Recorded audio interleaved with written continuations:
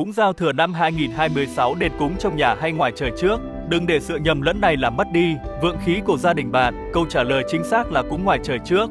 Tại sao? Theo quan niệm dân gian, giao thừa là thời khắc bàn giao công việc giữa các vị hành khiển. Chúng ta phải tiễn đưa quan cũ, đón chào quan mới ngay tại cửa chính hoặc sân vườn để bày tỏ lòng thành kính trước. Có nghênh tần tiến kiệu, ngoài trời xong thì mới được phép mời gia tiên về dùng bữa trong nhà. Đặc biệt, năm 2026 là năm Bính Ngọ, khi cúng ngoài trời, hãy nhớ quay mâm lễ về hướng chính nam để đón hỷ thần, hoặc hướng chính đông để đón tài thần.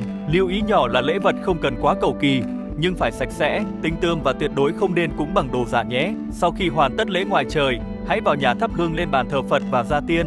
Đó mới là quy trình hoàn hảo để kích hoạt dòng chảy may mắn. Nếu bạn thấy thông tin này hữu ích, hãy lưu lại ngay để đêm 30, không phải lúng túng nhé. Chúc bạn và gia đình một năm mới Bính Ngọ vạn sự như ý. Đừng quên đăng ký kênh để cùng con gieo duyên lành mỗi ngày bạn nhé. Anh Di Đà Phật.